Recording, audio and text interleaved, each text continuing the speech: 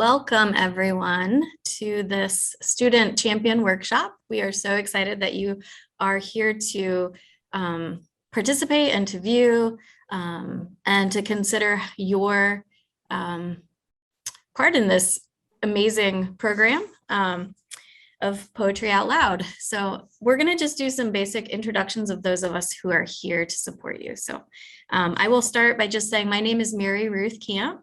And I am the poetry coordinator for the Northeast Ohio region through the Massillon Museum.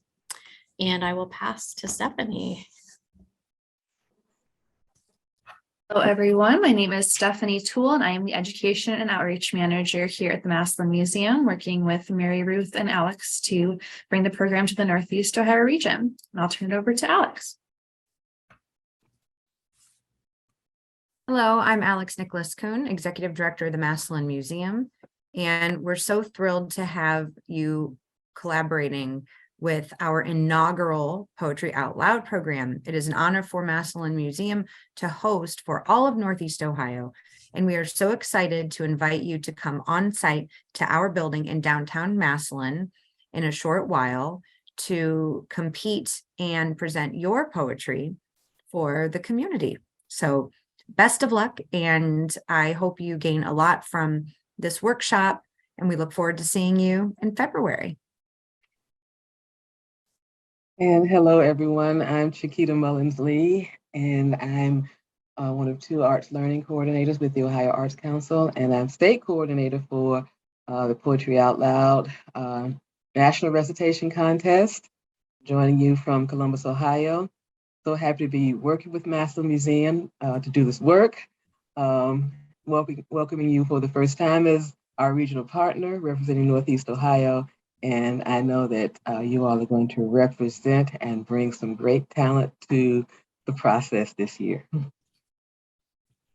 Thank you, everyone. We're going to start, just to get into the energy of poetry, we're going to start with two recitations. Chiquita has offered to read an original poem, or to recite an original poem, and then I will also read one. And I have to say, I honor and celebrate all of you for the work it takes, the energy it takes, and the courage it takes to memorize these poems and recite them. I do not have my poem memorized today. So, but I honor the work that you're all doing. So, Chiquita, if you want to offer your poem. You know, actually, I decided last minute that I would like to do one of my favorite Poetry Out Loud poems, if that's okay, rather than doing an original poem. That's wonderful. So I am going to try to give that a shot. The poem, and it's probably one that's very familiar to all of us because we are, living in Ohio. I'm not a native Ohioan, but, living in Ohio now. And this poem is by one of our Ohio native sons. It's We Wear the Mask by Paul Laurence Dunbar. Right? I'm going to try to embody some of the criteria as much as possible. We Wear the Mask by Paul Laurence Dunbar. We wear the mask that grins and lies. It hides our cheeks and shades our eyes. This debt we pay to human guile. With torn and bleeding hearts, we smile and mouth with myriad subtleties. Why should the world be overwise in counting all our tears and sighs? Nay, let them see us only while we wear the mask. We smile, but oh, great Christ, our cries to thee from tortured souls arise. We sing, but oh, the clay is vile beneath our feet, and long the mile. But let the world dream otherwise. We wear the mask. Thank you, Chiquita.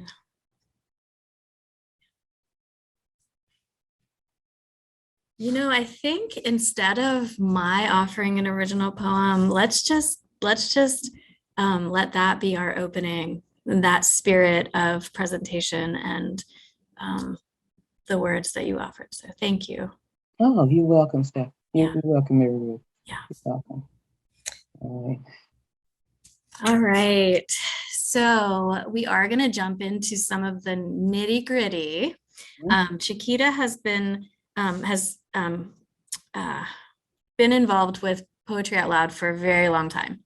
So we've asked her to tell from her experience, just give us a sense for the competitions. Once we're done with our school local competitions, Mhm. now we're going on to the semifinals in the state. Can you just give us a sense for what that environment and format is going to look like? So the format in the state finals is, I'll say there's a very, very busy day because we will be managing students from basically 6 regions. Because as you know, Poetry Out Loud has adopted a regional structure. So we have regions in each corner of the state. We'll have students from Piqua, from Cincinnati, from Columbus, of course, from Nelsonville, from Massillon, and from Findlay, from the Findlay-Toledo area. So what we're doing here in this region with this workshop, all that's happening across the state, it's happening basically, hopefully, 6 times across the state.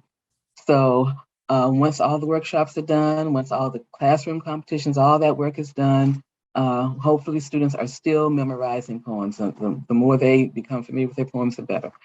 Hopefully at this point, folks will be still memorizing their poems and getting ready, all practiced up to come to Columbus for the state finals.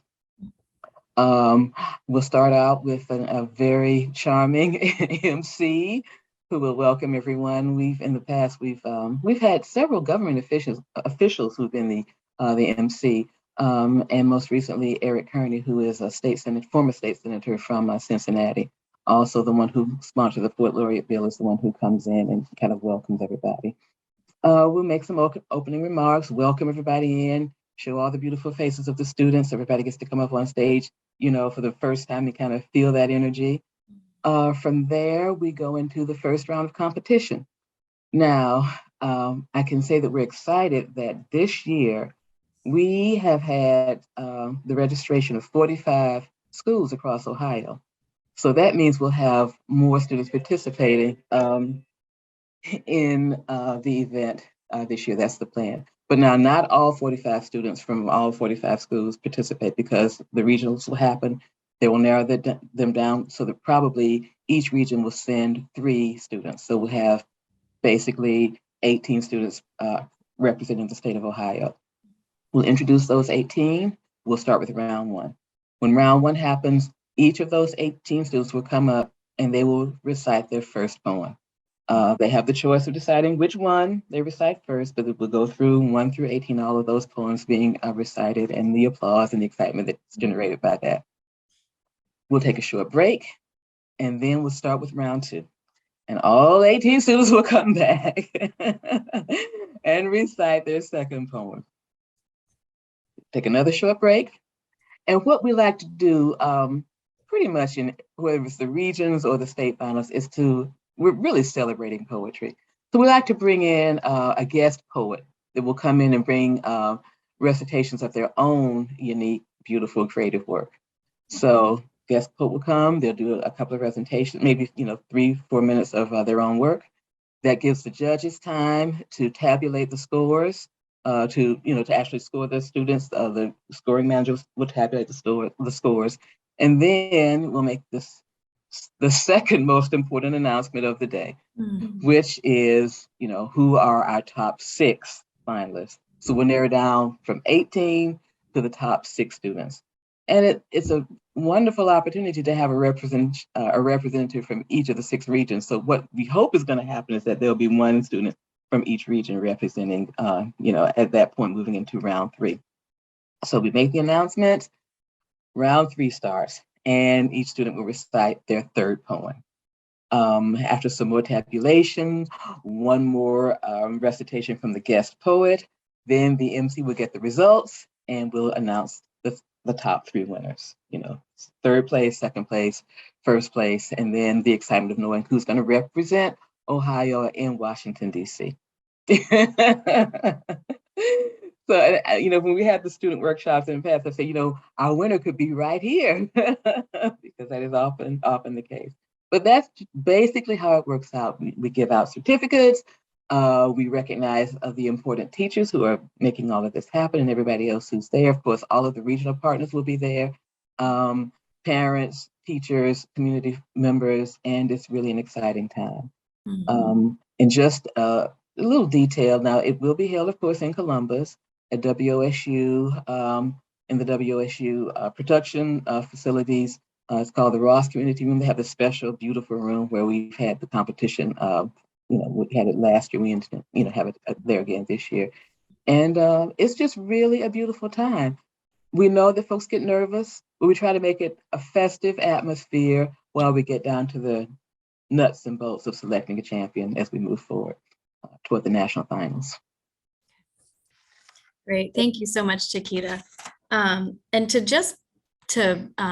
kind of bridge with that information, we are still at the Massillon Museum, we're still working on creating what the regional semifinals will look like. But just for you as students to know that it will be similar to the state finals, in that there will be multiple rounds and there will be some sort of entertainment in the sense of a poet or something.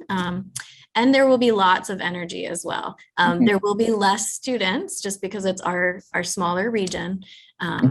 And wanted to just, I'm gonna see if I can find it really quick. Do you have this? Oh, no, I found it. For the regional, the Northeast Ohio Regional Competition, the date is Saturday, February 18th. And then the state finals, Yes. March 10th. Yes, Is that Friday, right? March 10th, Friday evening, Yes. March 10th, Yeah. 6 p.m., WOSU, Ross Community Room, Columbus, Ohio. Yep. Yes. All right. Yeah, be there. Yeah. All right. Well, as we're presenting this information too, if you as students are taking in this information and you have questions, I just want to make sure to say to you that you can reach out through your teachers or directly to us at pol@massillonmuseum.org. Email us and just ask whatever questions you have, and we will get answers for you if we don't have them, and just support you in any way that we can. So the next thing I think that we're going to do then is talk a little bit about so as the students have already done their local competitions, they will be familiar with, or you will be familiar with the criteria that is used, but we just want to go back over it and just discuss each of the different criteria a little bit more. There's 4 of us here, and we can give our flavor of like how we understand them a little bit. And so the first criteria is body or physical presence. And so that includes your physical presence up on that stage, how you're standing, the body language that you use, the motions. Chiquita, do you have anything else that you want to add? I think each one of us can think back to a time when we saw someone on stage that absolutely captivated us. The way they carried themselves, the sort of the way they control their body, their posture was good. They projected a certain amount of confidence. They exuded confidence. The head was up high, the shoulders were back, and they didn't do a whole lot of movement, but they were able, through the use of their voice, to really bring in your attention. And I think we want to try to emphasize the fact that this really is about words. And, of course, the next criterion is voice and articulation, but it kind of all ties in with physical presence. I remember a student asking a few years ago if she could start off like, kneeling and then standing up to deliver her poem. And I said, well, no, actually not really. You just want to be standing there with your feet planted securely, strong on the ground, with your hands either in front or by your side. You look comfortable. You're not tense. You're not tight. Your clothes are comfortable. You're not wearing something that's too tight or too loose, or there's not jewelry getting in the way. Your hair isn't getting in the way. But you have sort of the possibility of presenting yourself with the clearest, most undistracted way as you prepare to speak and vocalize and articulate your poem. So, we want to make sure that the students are relaxed, that they're calm, that they're comfortable, and that they're able to breathe, get the breath in, and then, let the words come out. Mm-hmm. Yeah, that's a good, thank you for that reminder. I was speaking with someone who is helping at a local competition, and she's a theater, she teaches theater. And that was one of the things that she brought up, was that as a theater professional, she has to remember to not encourage the students to act out or to present the poem in a different way, more with the body language. But that it is about just being a very strong presence and taking up the space up there on the stage to allow the words to come through clearly. Yeah. We encourage students not to use a lot of gestures, and I'll say that has tended to be somewhat controversial over the last couple of years, because we have seen students advance and just be really, really, physical with their movements, and when really that isn't what Poetry Out Loud is about. And we'll talk more about that when we get to dramatic appropriateness. But yeah, I think a more measured, toned down sort of physical display is more to the student's advantage. And that then leads us to the second criteria, which is voice and articulation. Yes. And that can include the speed at which you recite, the rhythm of the poem, and really understanding the rhythm that it was written in, and reciting it in that way, your tone, and then pronunciation as well. Definitely want to be able to enunciate the words in a way that's clear and that's articulate. We want to know what you're saying. We want to be able to hear the words. We don't want the students to sound robotic at the same time. Sometimes there can be so much emphasis on consonants and making sure that you sound every P and every T, and then you don't sound like you sound like you're doing a recitation as opposed to really presenting a poem. And I think there's a fine line. You want to be able to recite the poem in a way that is that's clear, and that we understand what the student is saying. But at the same time, it needs to feel conversational. It needs to feel like this is someone telling someone else a story, or presenting a poem to someone that they know, presenting the poem as if they had written it themselves, because they're that familiar with it, because they have connected to it in such a way that they're able to communicate the emotion that embodies the poem. So one of the things that really works as much as voice and articulation is that emotional connection, so that you you pick up on the nuances and the beauty of the words, and then you communicate that as you're using your vocal instrument.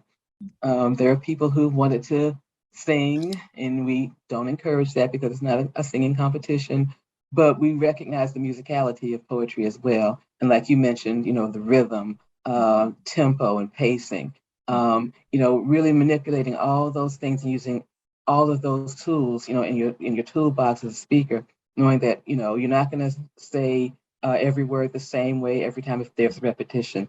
There might be some places where you can pause a little bit to create a different kind of rhythm. So there are a lot of different ways that you can think of to present the poem, which is why we encourage, of course, rehearsal over and over again, because that gives the student a chance to just try some different things and use their own creativity in the way that they vocalize and and articulate and present the poem.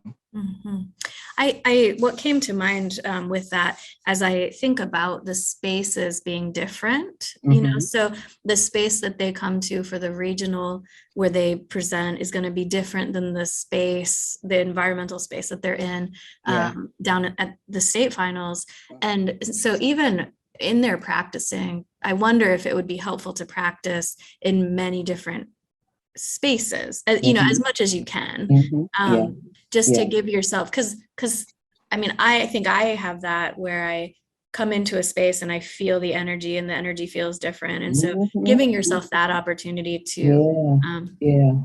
to experience. Yeah. Yeah. Yeah, absolutely. And you're really sensitive to point that out because every space does feel different, and you'll feel different in every space. And you want to make sure that the space feels good to you, Mhm. and not allow yourself to be kind of thrown off or to pick up on pick up on and internalize some nervous energy that could throw you off, but to really allow yourself to calm yourself in whatever space that is that you're in, and try to find some positive energy and then project it out as you're moving forward. Um, and knowing that every space is going to sound different, you may or may not have a microphone depending on the space that you're in. Of course, at your regional semifinals, there will be a microphone. At the state finals, there will be a microphone. And of course, nationally, there will be too. Yeah. But it is important to just have a sense of being able to project, regardless of what kind of amplification you have, electronically, being able to project so that we can hear those words.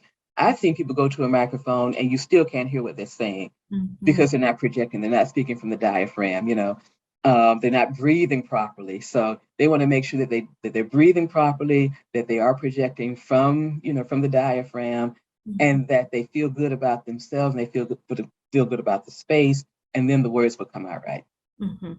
And again, practice, practice, practice. Yes, practice in every situation. Practice in the car, practice in the shower, practice in the kitchen, in the classroom. I remember students saying that they would be walking down the hall and one of their best friends would come up to them and say, "Give me a line from your poem," and they were that in tune to their poem. They were able to deliver a line from their poem on the spot. Wow. You want to know your poem that well. So, Mhm. yeah. Mhm. Yeah, all places, all spaces. Yeah. And then, so then the next criteria is dramatic appropriateness, which you Yeah. touched on a little bit, but um, yeah. Can you say more about Yeah. that or how you Yeah. have experienced that? Yeah. I have a theater background and I've done some theater work too. And so it's easy to just get really, really dramatic because you're thinking, I have these words and I have to create this character and have to do, some more acting. And that's really not what this is. And of course, poetry out loud attracts a lot of theater students just by nature of, the fact that we're dealing with words. But I always think back to Jackson Healy, our very first Poetry Out Loud champion from 2006, who I was not Poetry Out Loud coordinator then. I came in 2007, but I got a chance to work with him and got to know him, for the next year. And he was a theater kid too, but he had such a command of language and such an understanding of the poetry that he knew where to pull back dramatically, and he could use his voice in such a way that really captured the emotion of the poem. And that's really the emphasis. It really isn't about, the big gestures. And they used to really cut back, in terms of scoring if there was too much of this, because it really can be a distraction. And you're watching all these gestures as opposed to listening to what the students are saying. And Jackson had a way of drawing you in, even though if he was acting, it was so subtle because he had just a great command of the poem and of the language and of his own body. And as I've said, these days, I think folks maybe are looking for more of a performative aspect of it. They think, oh, it's boring because it's just, you're just standing there with your arms to your side.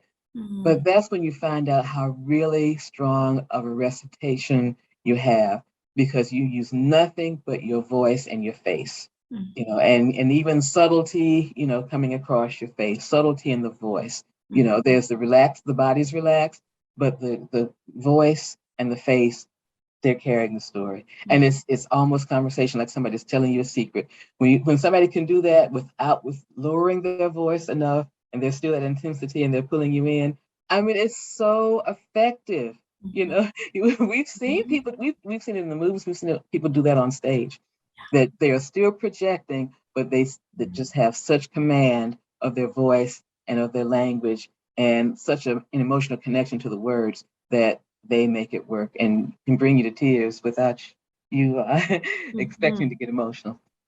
So, yeah. Okay.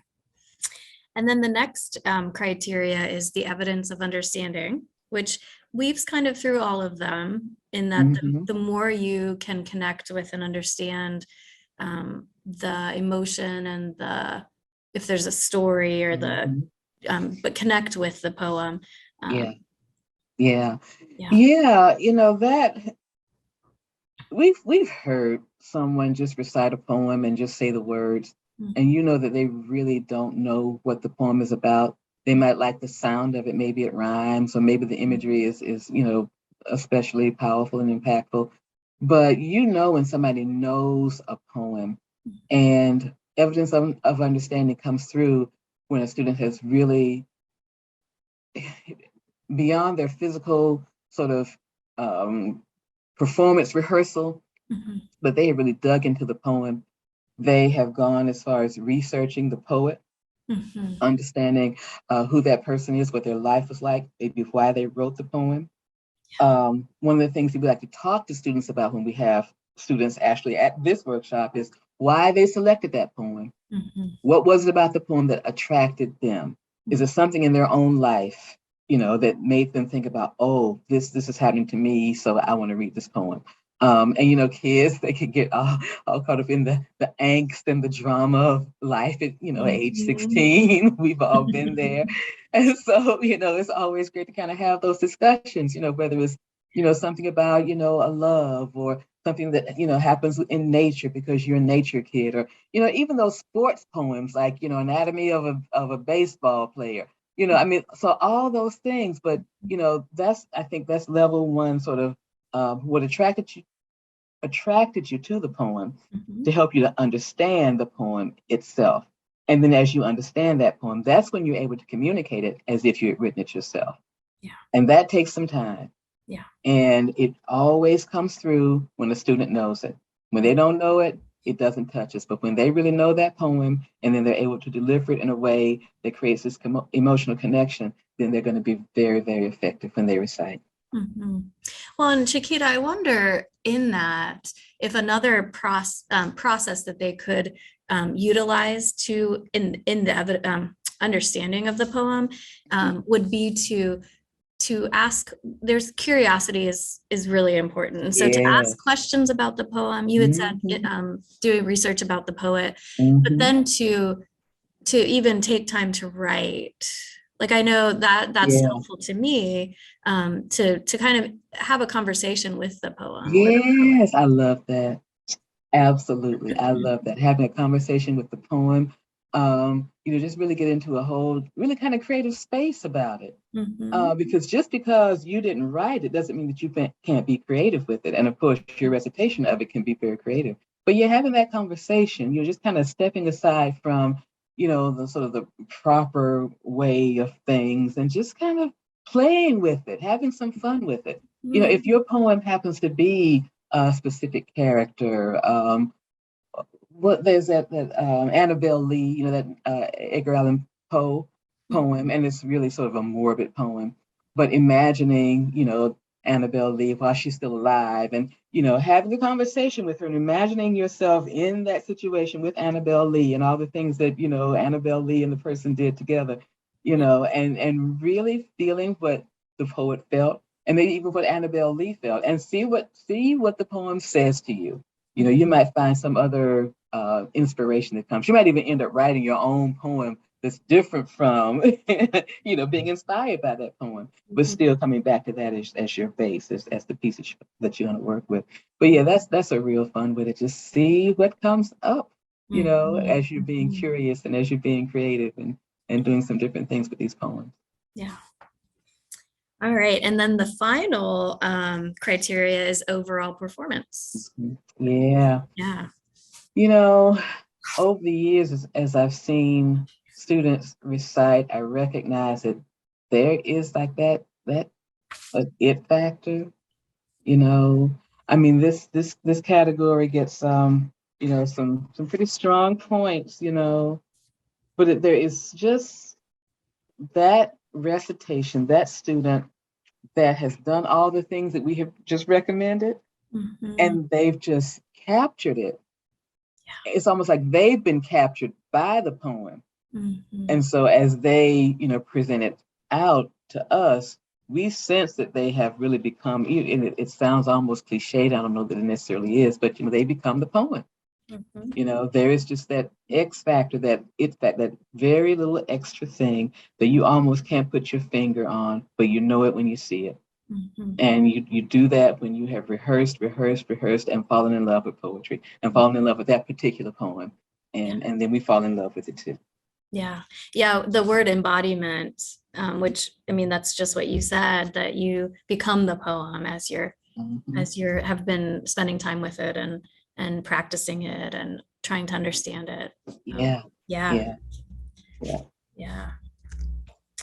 And then the only other, this isn't one of the criteria, but the only other piece then for the that the judges use or that is included in their uh, I'm grappling for the language that I want, that will be used to just help the judges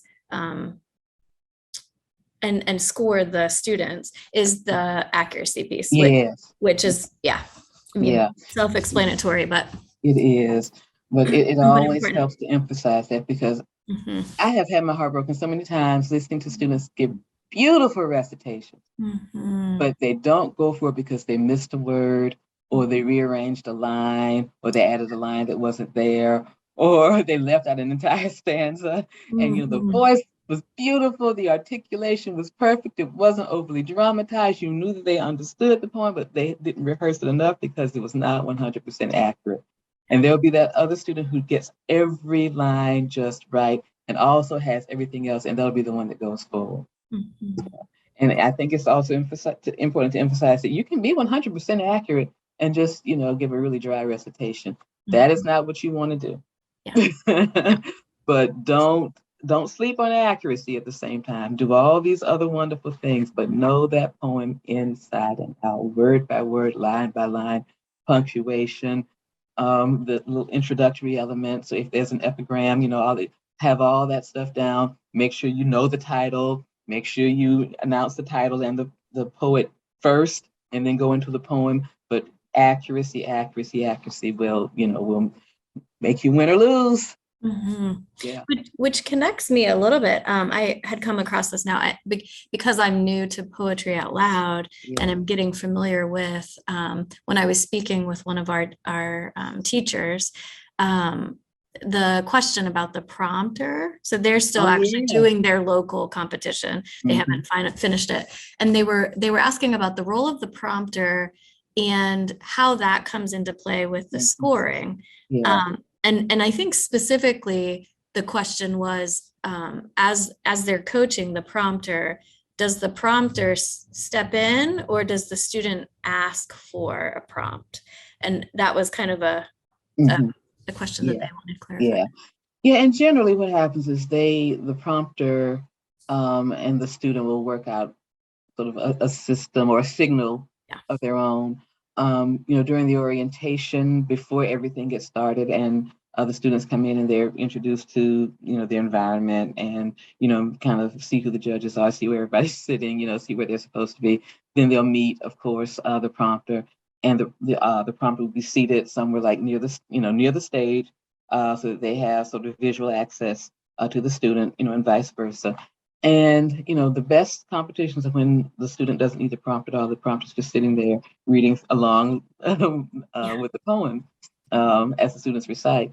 But generally, it's a nod, or the prompter is listening, and if they hear that the student has gotten stuck and maybe isn't, delivering a specific line, they look up to see if the student needs help. If the student will nod and say, indicate that they need a line or a word, then the prompter can deliver that. Yeah. So we hope, I've seen instances where it almost became like a choral reading because the student just didn't know their poem. Yeah. And so the prompter is having to prompt and the students repeating and back and forth and back and forth. And of course, the accuracy checker, who is basically following along the poem as well and marking off how many times it needs to be prompted.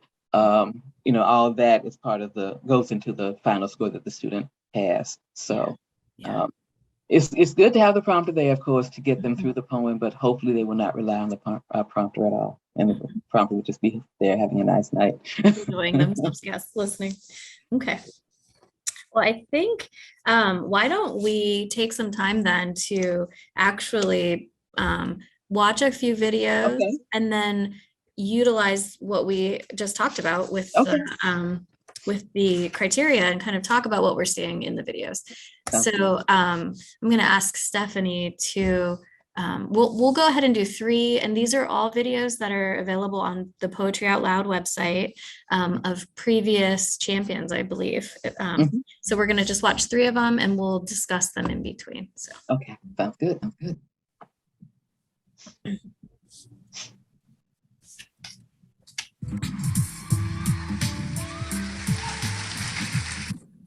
Writ on the Steps of Puerto Rican Harlem by Gregory Corso. There's a truth limits man. A truth prevents his going any further. The world is changing. The world knows it's changing. Heavy is the sorrow of the day. The old have a look of doom. The young mistake their fate in that look. That is truth, but it isn't all truth. Life has meaning. I do not know the meaning. Even when I felt it were meaningless, I hoped and prayed and sought a meaning. It wasn't all frolic poesy. There were dues to pay, summoning death and God. I'd a while dare to tackle them. Death proved meaningless without life. Yes, the world is changing, but death remains the same. It takes man away from life, the only meaning he knows. And usually, it is a sad business, this death. I'd an innocence, I'd a seriousness, I'd a humor saved me from amateur philosophy. I am able to contradict my beliefs.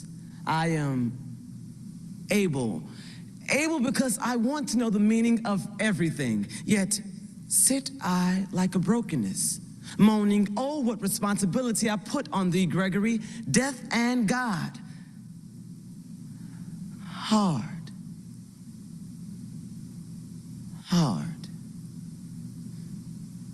It's hard.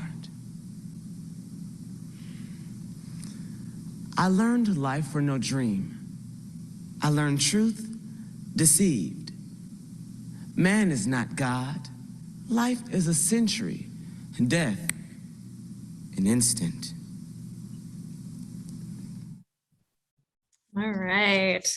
All right. I love that poem so much. And I've watched that performance a couple times, and every time there are just a few things. I mean, the whole performance is strong, but I think there are some pauses.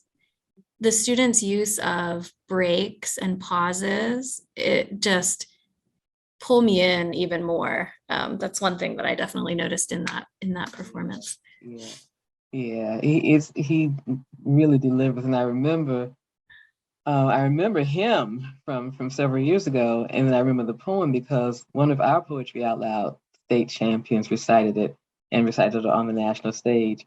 And it's interesting how 2 students can give 2 completely different interpretations, of the same poem, and still be effective. They were both effective. I think he might have been a year or so after she had been there. But yeah, he really commands the stage. He's very conversational. He doesn't recite it like a poem. Yeah. You know, he also he's one of those people that recites it in a way that's very conversational. Mhm, He seems really very comfortable in mhm. in himself, his physical presence. He's really very comfortable. He does use a few gestures, but they seem natural.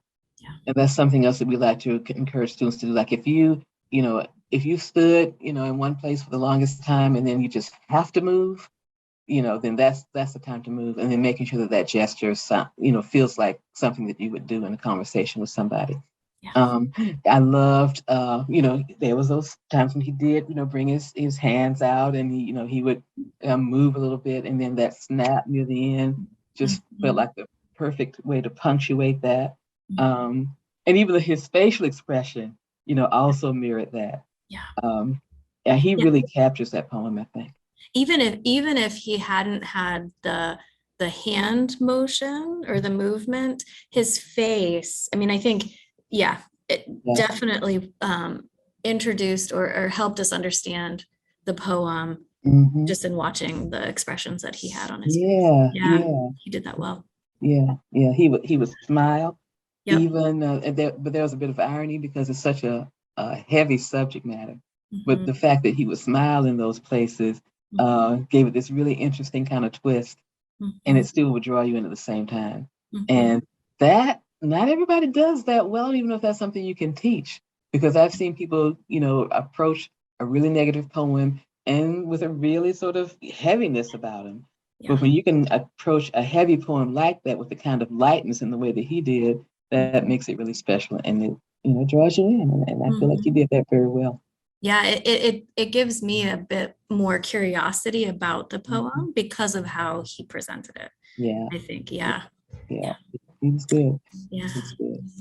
All right. Well, let's watch another one, Stephanie, if you don't Okay. mind playing a second one.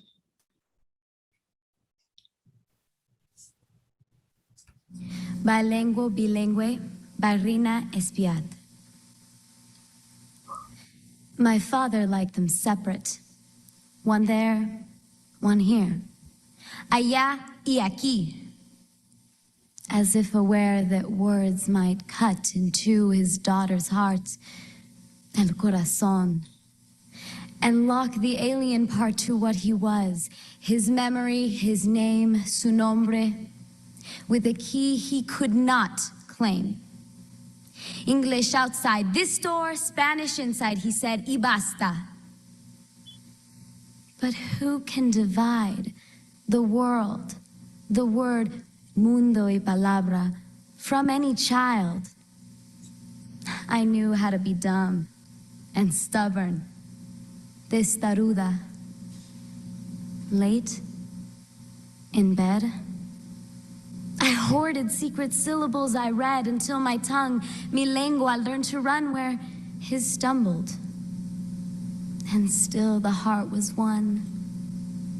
I like to think he knew that, even when proud, orgulloso, of his daughter's pen. He stood outside mis versos, half in fear of words he loved but wanted not to hear. Yeah, I'm reminded why I love this program so much. We could sit here all afternoon, I think, watching these performances. They are just beautiful. Really, really beautiful. The kids are so talented. Yeah. Yeah. One of the things I think that stands out with this performance is just that the importance of choosing a poem that really you can bring to life. Yes, Like, absolutely. like this performance was, yeah, just Yeah. like she could have written High the school. poem. That's how I feel, Yes. right? Yes, Yeah. absolutely. Yeah. Absolutely. Yeah, these are high school students that are able to do this. And, you know, starting in, you know, grade 9, somebody's 14, 15 years old Yeah. and can just grab hold of this. And, you know, the fact that she is from, I'm thinking Latino culture, you know, and this poem also comes out of that culture. And so, yes, she selected something that spoke to her in a very personal way. But then there's this quality in her voice that has this softness. It's almost like she isn't whispering at you, but you feel like she's whispering. You feel like she's telling you this secret about her family. And there's this kind of sadness about it, but she's another one who can capture the sadness without, being heavy with it. I like the way she uses her, her physical presence, her expression, her body, language. And so she does do some movement, but it is relatively subtle. It's not overwhelming. I love the pacing. There are times when she, speaks rapidly. Other times she slows it down. She does a great job with, with emphasizing certain words. Her inflections are really musical. Yeah. They draw you in. And it's interesting when students select a poem that requires some sort of, understanding of separate language, bilingual sort of aspect of the poem and using, foreign language. That has a kind of seductive quality and shows a kind of proficiency, I think, kind of sort of proficiency with language, being able to, use words from another language and do it effectively with the understanding that they understand what these words mean and are able to communicate that. Yes. Yeah. I remember that student. So I'm having sort of a memory lane moment here. Yeah. a little nostalgia, but that was a very, very powerful piece. And then she did go on to win the national finals that year. Okay. Rightfully so. Yes. Well, we're gonna watch one more, Okay. and we'll discuss it afterwards. Okay. Stephanie, if you can play that final one for us. I Am Waiting by Lawrence Ferlinghetti. I am waiting for my case to come up, and I am waiting for a rebirth of wonder, and I am waiting for someone to really discover America and wail, and I am waiting for the discovery of a new symbolic Western frontier. And I am waiting for the American eagle to really spread its wings and straighten up and fly right. And I am waiting for the age of anxiety to drop dead. And I am waiting for the war to be fought, which will make the world safe for anarchy. And I am waiting for the final withering away of all governments. And I am perpetually awaiting a rebirth of wonder. I am waiting for the second coming, and I am waiting for a religious revival to sweep through the state of Arizona. And I am waiting for the grapes of wrath to be stored, and I am waiting for them to prove that God is really American. And I am waiting to see God on television, piped onto church altars, if only they can find the right channel to tune in on. And I am waiting for the Last Supper to be served again with a strange new appetizer. And I am perpetually awaiting a rebirth of wonder. I am waiting for my number to be called, and I am waiting for the Salvation Army to take over. And I am waiting for the meek to be blessed and inherit the earth without taxes. And I am waiting for forests and animals to reclaim the earth as theirs. And I am waiting for a way to be devised to destroy all nationalisms without killing anybody. And I am waiting for linnets and planets to fall like rain. And I am waiting for lovers and weepers to lie down together again in a new rebirth of wonder. I am waiting for the great divide to be crossed. And I am anxiously waiting for the secret of eternal life to be discovered by an obscure general practitioner.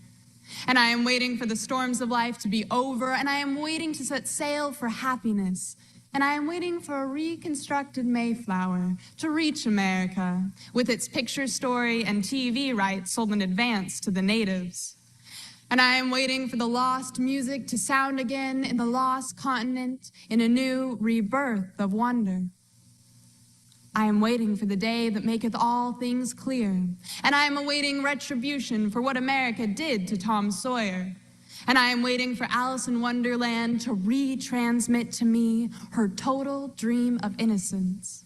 And I am waiting for Child Roland to come to the final darkest tower, and I am waiting for Aphrodite to grow live arms at a final disarmament conference in a new rebirth of wonder.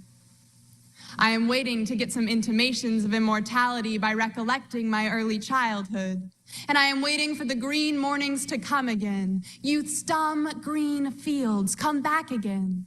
And I am waiting for some strains of unpremeditated art to shake my typewriter. And I am waiting to write the great indelible poem. And I am waiting for the last long, careless rapture. And I am perpetually waiting for the fleeting lovers on the Grecian urn to catch each other up at last and embrace.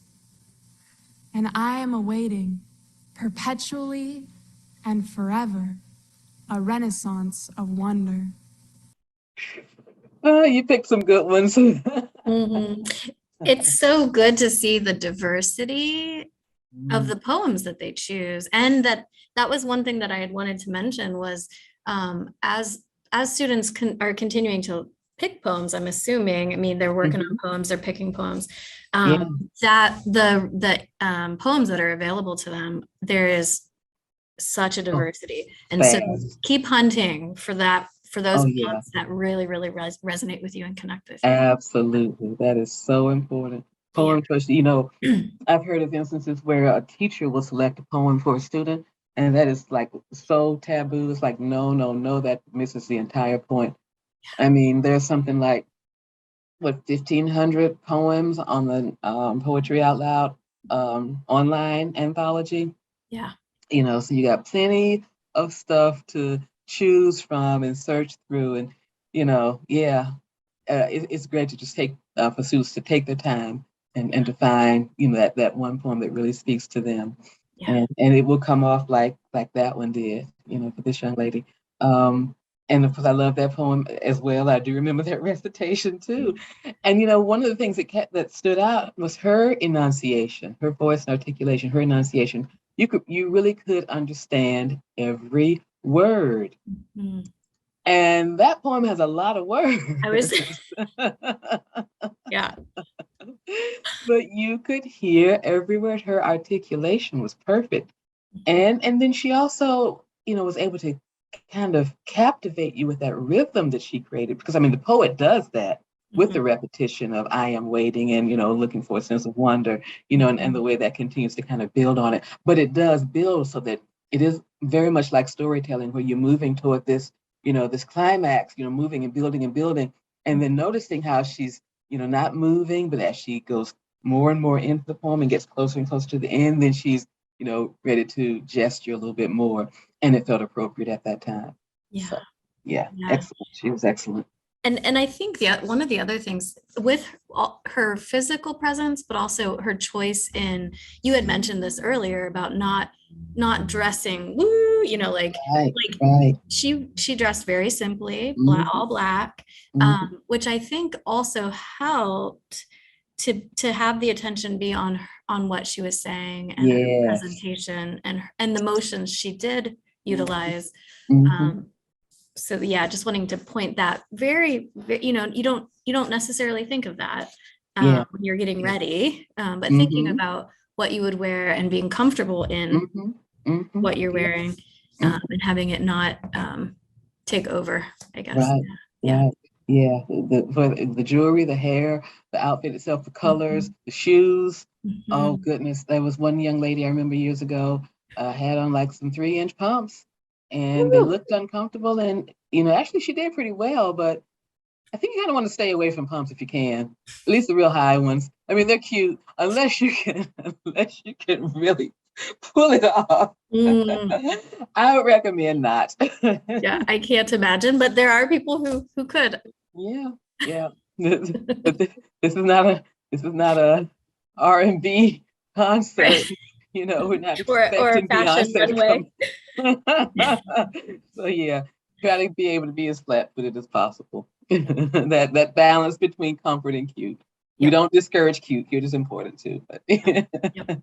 Well, and just keeping in mind how to support your body Absolutely. supporting your voice, All your breath, of that. all of that. Yes, absolutely. Absolutely. Yeah. Well, we're excited about getting to see more recitations like this. Yes. That's Yes. all we'll watch today. But more are coming. And you Yeah. as students that are watching this, you're a part of this, and we get to celebrate and just celebrate what you're doing. Yeah, we really look forward to it because it is a celebration. You know, the students will come together, they'll meet each other, they'll make friends, they'll get more comfortable with this whole Mhm. process and make a really good memory. Yeah. The next thing we're going to talk about is just the reality that anytime we do something that we're in front of people, you know, some of us are more comfortable with that than others. We're up on a stage. There's a different kind of pressure maybe that we're feeling. We want to do our best, and we want to invite everyone to enjoy what we're offering them. So there's just a lot of things going on and a lot of energies. And so I just pulled together some helpful things that I have found in my life. And then at the end, after I kind of go through a few, if anybody wants to add, or Chiquita, if you want to add any. And these are things, as I was thinking about this, it's like, this is pertinent to you students as you're doing your performances, but these are things that we can carry through our lives in, like, even today, coming to this workshop, I maybe practiced one of these things, you know? And so there are things that we can take with us through our lives that will help us to succeed and to do our best. So one of the things, and I will, students, just so you know, a lot of the resources that we've shared, we will be sending them, including them in an email to your teachers so that you have them as well. So you're hearing us, but you'll also have them in visual form. So one of the things that came to mind is when we're wanting to do our best and we're wanting to do really well, but we're nervous, we can sometimes have voices that kind of tell us, oh, go in the negative and tell us, oh, you're not going to do well, or what if, and so one of the things that you can practice is positive visualization. And so with your performance, as you're practicing your performance, you can practice the positive thinking, but you can also spend specific time practicing or visualizing how you want your performance to go. And so just a few ways that you could do that. This is just one way that you could do that.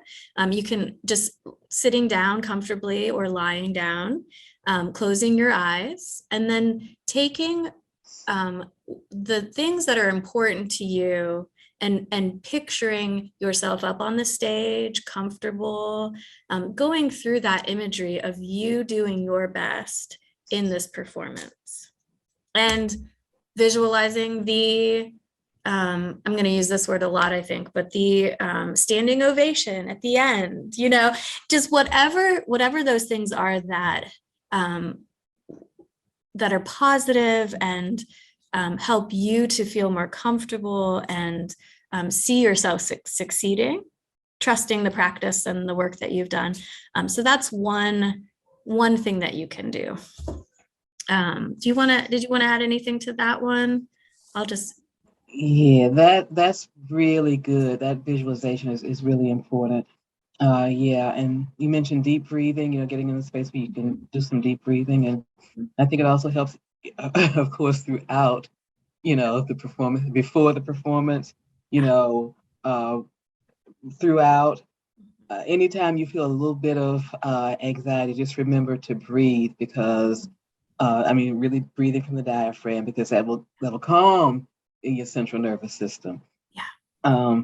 Even it might seem like, I can't breathe, but yeah, really, really breathe out and really get that, you know, empty your lungs in a way so that you can take a deep breath to bring it back in. So yeah, breathing is absolutely important. Breathing and visualization, and breathing to support your calmness and your speech, your actual words. Yeah. And we're gonna talk about a couple specific breathing techniques here today too.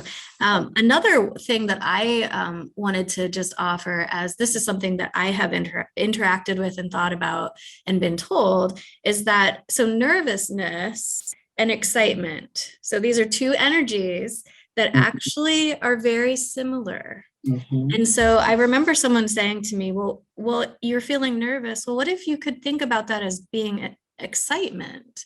Because usually a lot of times they happen in the same situation or Yeah. can.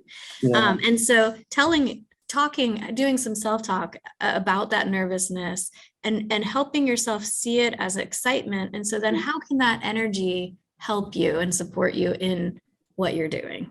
Yeah. So that is another, and that happens more in the moment, right? When you're Mhm. experiencing it, catching and curiosity, asking the questions of, or having a conversation with yourself of, okay, I'm feeling nervous. Maybe I'm also excited, Yeah. however that conversation would look like. Yeah. Um, Yeah. I think that can be helpful. Absolutely. And and I think recognizing that, yes, I am nervous. I am feeling this, whatever that, all those feelings with the butterflies and the little shakiness and all that. It's okay. Yep. Sometimes folks want to resist it. Oh, I shouldn't be nervous. Yep. Yes, be nervous. Yep. You know why? Because you care about this, because it's important, because you want to do well. And so that's where the nerves are coming from. So accept that. Yep. It's human. We are. Yep. Be nervous, but Yep. don't let the nervousness overtake you. Yeah. And then, yes, transform it into excitement because, wow, I get to do this. I get to do this poem in front of these people. This poem that I love in front of these people who I, really want to also fall in love with this poem. Mm-hmm. Yeah. And thank you for saying that. Yeah. We definitely don't want to say stuff that nervousness away or say, no, I'm not feeling nervous. It's a normal thing to feel. Normal, and everyone else in the room who's performing at some point in the evening feels it. So yeah. Big stars, big celebrities will still admit to being nervous. Yes. Yep.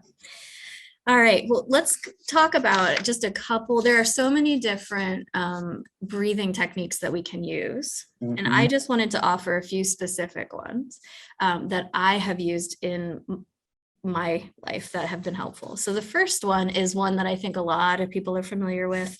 It's called box breathing.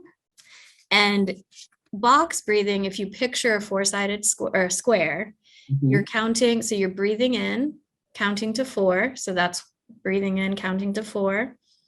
When you get to the top, you hold for 4. So you count to 4. So you're creating the next box side. You're breathing out to 4.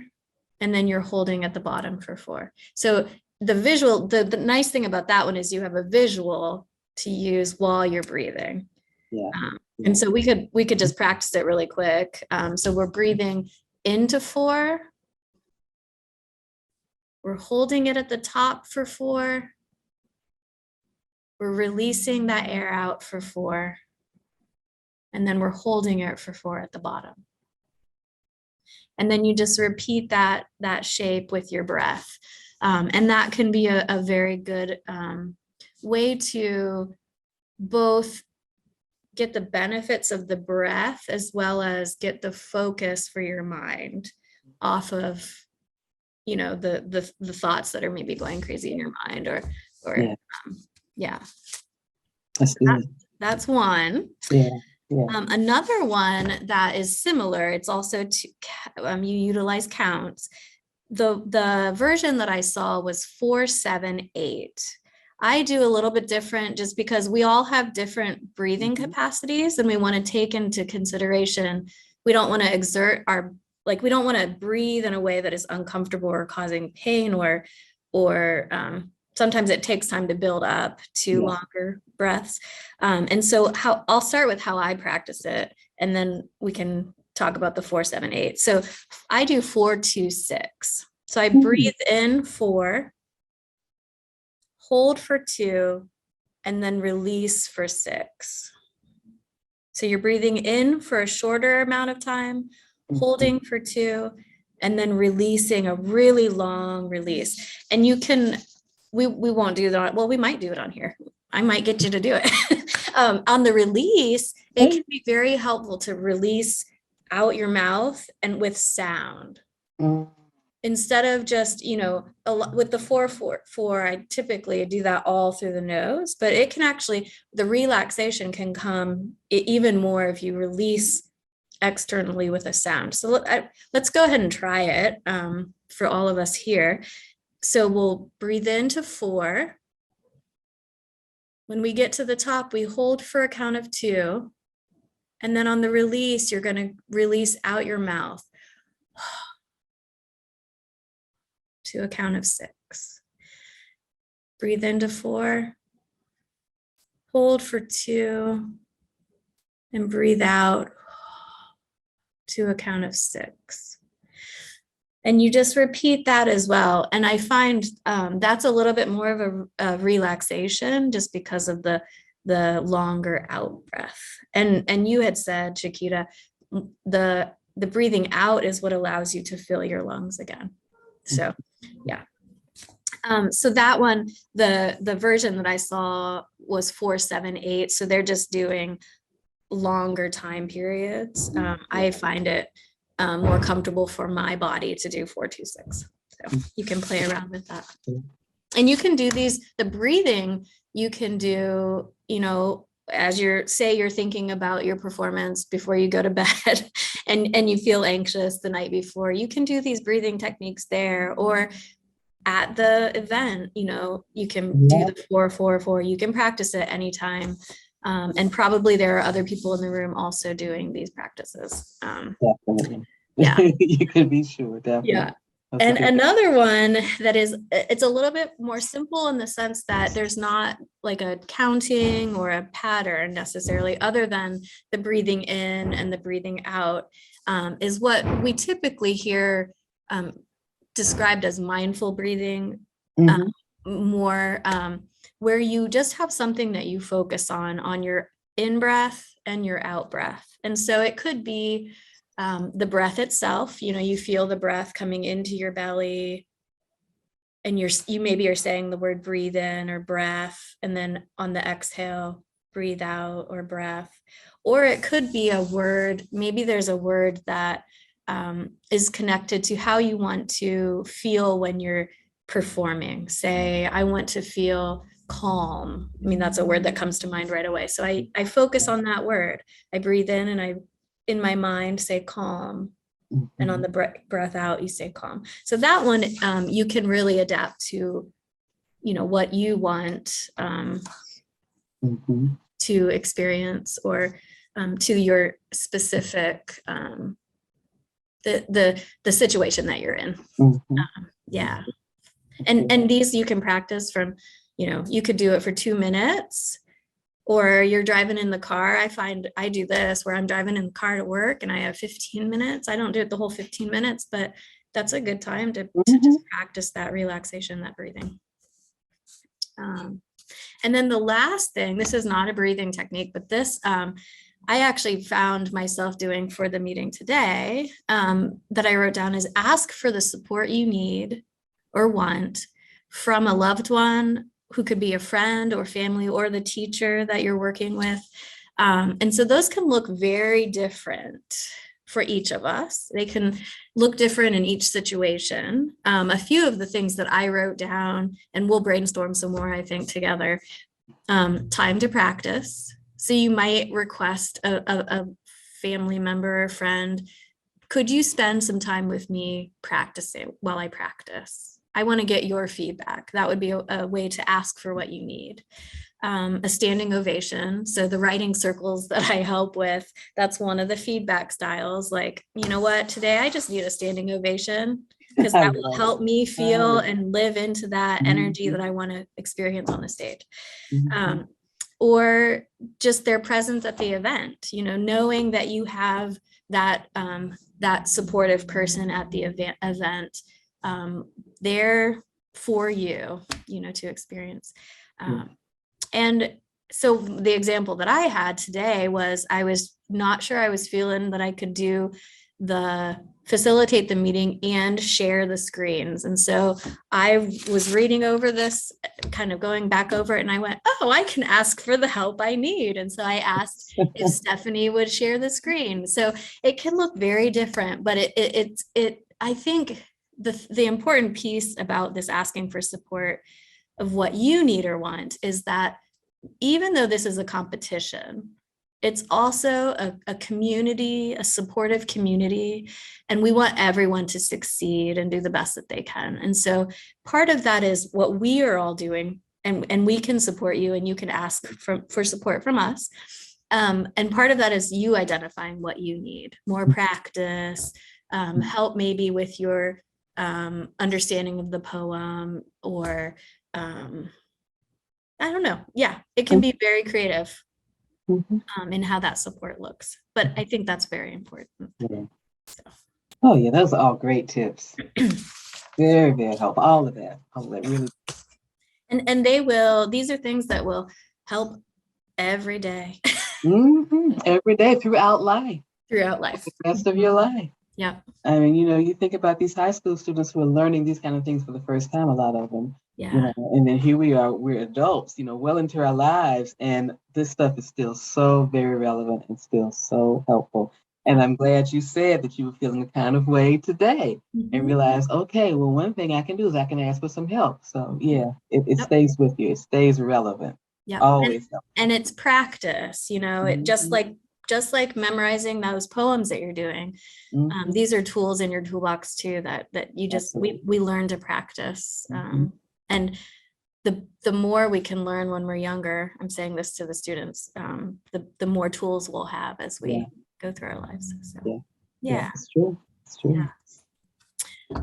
Well, why don't we just take a few moments to, if there's any loose ends that we think the students would benefit from hearing, or if there are any questions, even Stephanie or Alex, if you have any questions that have come up from teachers, or that might be helpful to go over, and there may not be anything, but I'm trying to think through.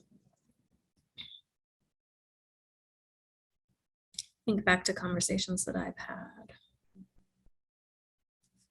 Yeah. I think it might be helpful to remind them, if we haven't already, that the February 18th competition is open to the public as well, so that it's not closed. There may be members of the public there to take in everything and also cheer them on. Yeah. And so we don't really know what size crowd to anticipate, though we are taking reservations, I believe, and therefore we can let the teachers know what sorts of crowds to expect if that's something that the students are curious about. Yeah. But it's a modest space. It's not an overwhelming auditorium. So For the semifinal, yeah. Here at the Massillon Museum. Oh, sorry, here at the Massillon Museum, correct. Yeah. Yep. Maybe a different story in March in Columbus, but we are going to be promoting it and encouraging the public to attend. So that is something that they'll want to be prepared for. But those who attend will, of course, be there to support. Yeah, if they come out for this event, they love poetry and they love supporting students. Yeah, for sure.